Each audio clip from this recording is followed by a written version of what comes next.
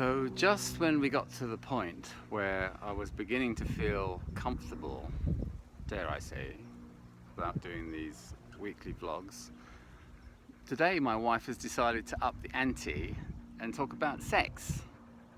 And I'm not thrilled about the prospect, but I'll see what comes forward.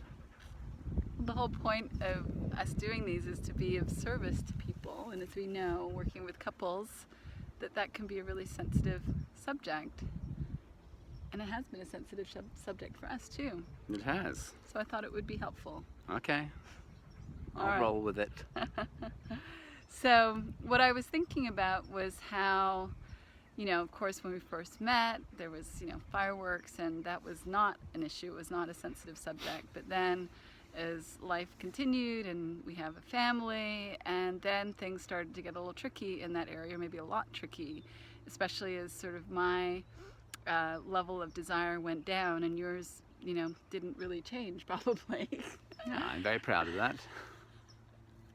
And that what happened was I just started to get into this level of resentment and upset around it, and I would sort of really judge you and feel pressured, and I would just get caught up in that, so it became something that was just destabilizing whenever I even thought about it. And of course that was something that's shut me down to being open towards intimacy. So for me it's just a case of another area in our lives and our lives in general where it's so easy to get into a deep groove of thinking that starts off with something that feels uncomfortable, or there is an energy attached to it that's negative, and then before we know it, we just after we put all our thoughts and energy into it, and then it just becomes something that's commonplace, and that really just feeds into the sort of general low mood. And that was the general low mood that we got into around sex, or that you got into initially, and then I just, we played the dance that we play as human beings, and my mood quickly replicated yours in its own sort of inimitable way. And what I began to see as I was learning more about how really what I feel is my own thinking, that that's the only thing that gets in the way of me being connected with my heart, I started to see that I had created this story that I wasn't actually experiencing you, I was experiencing all of my judgments against you, and that was what I was reacting to. And when I was able to see that, it sort of took some of the air out of my judgments and allowed me to get reflective. And when I got reflective, I was able to be present and in the moment and reconnect with my heart and my love, and realize that, that's always there.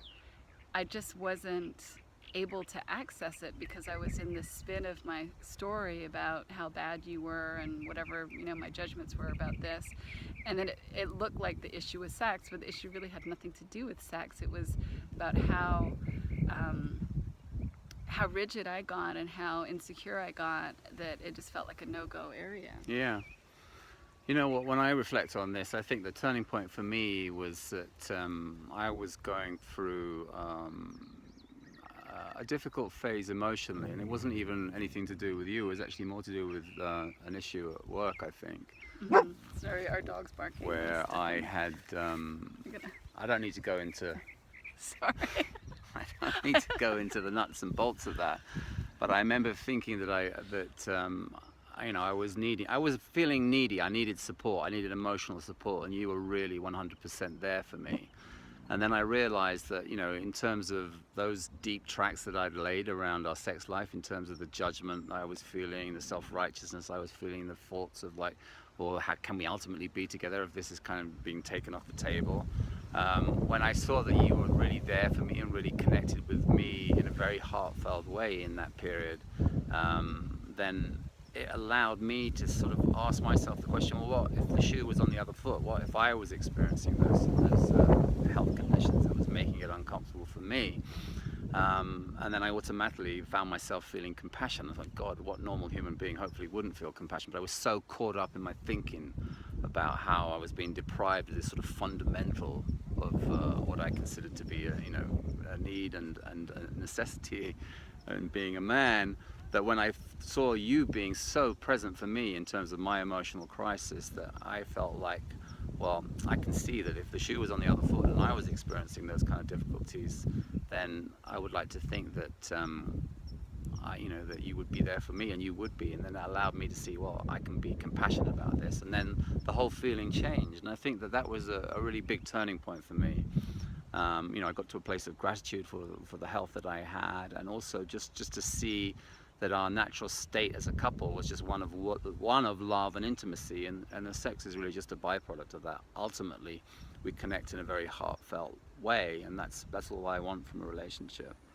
And that it was a natural byproduct as we both sort of let go of our judgments against each other and really connected back with what was really there all along. It became a non-issue. Yeah. That was like, now when I look back, I'm like, oh my goodness, how much suffering did we go through? How many arguments did we have? How many nights of hurt feelings were there over something that wasn't even really an issue? Yeah. Because we both loved each other. Yeah. So. Yeah, and it just is a great example of just the power of mood, and then there is actually the thrill that you can get out of it and have completely fresh perspective on things. Yeah. And that changed things around for us significantly. Thankfully. And now, I get my comforts on a regular basis. My wife has come into her prime. Well, I was going to say, now that I'm going to be 50 this year, I feel very grateful that you're so attracted to me. Well, I do it's too. It's a blessing. So, I love you. Love you too. Bye. Bye. Have a great weekend, everyone.